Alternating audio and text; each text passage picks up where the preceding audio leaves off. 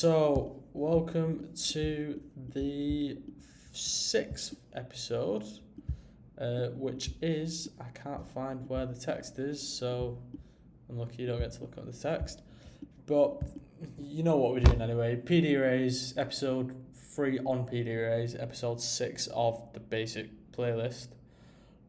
And today we are doing inverse fair value gaps. So, as we talked about before, inverse fair value gaps, here's a bullish example, is a gap in price where institutions look to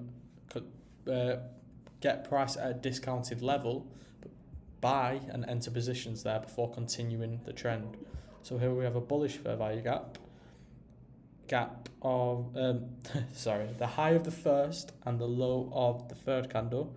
There's a gap here, price comes up, but then price comes down and closes below. It displaces through the fair value gap and closes below it. The closing below part is very important, and that would be a disrespected fair value gap, or better called an inverse fair value gap. So an inverse fair value gap is just a fair value gap that is being disrespected. Price has not respected it and closed below it. For a bullish example, for bearish it'd be a price closed above it. And all a respected fair value gap is just, you guessed it, where price respects it. So bullish fair value gap, price comes in and then just nicely respects it and reacts out of it. If price came down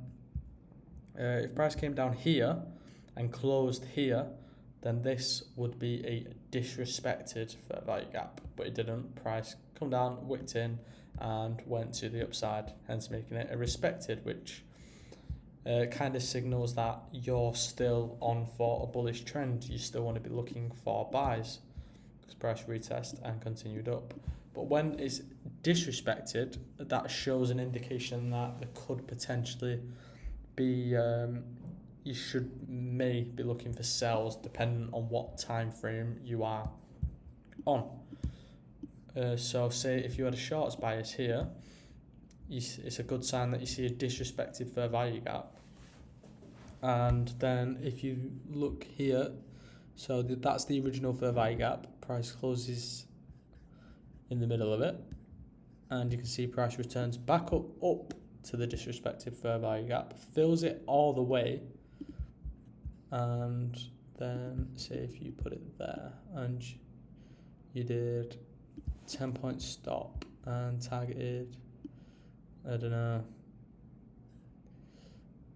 you just targeted say 30 points, 1 to 3. You can see price reacted off this inverse and continued going down because this is a discounted level for sells, if that makes sense. So respected is just where price respects the fair value gap. Disrespected is where price disrespects the fair value gap.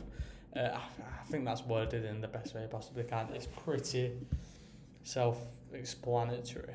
So yeah, bullish fair value gap, price taps in, continues, respected. Bullish fair value gap, price disrespects by closing below, running through the fair value gap and closing below. That makes you want to start looking for sells, depending on what your overall bias is and what your time frame is.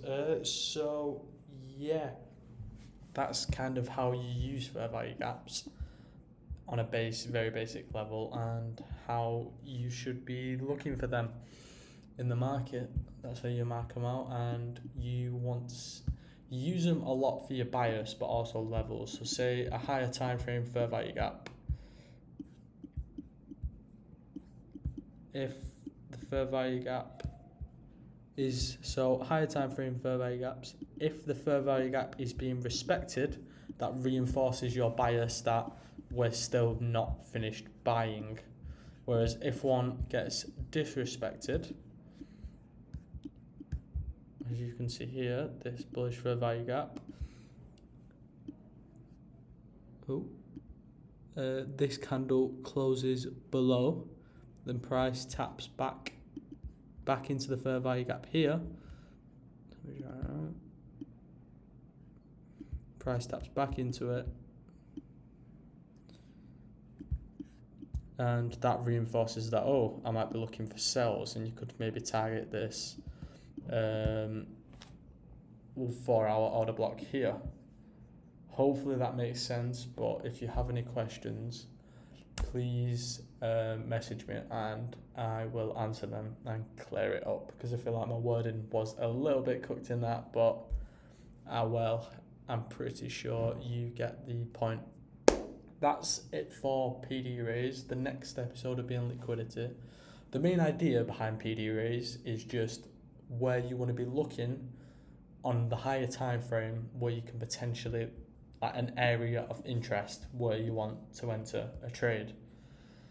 Because a PD rate is just a level where institutions may be buying from, or selling from, so you obviously want to get in with the institutions and target opposing PD raise or liquidity, which is what the next episode will be on. So yeah, hopefully you understand PD raise. If you don't, any questions, message me and I will answer them. But yeah, see you later.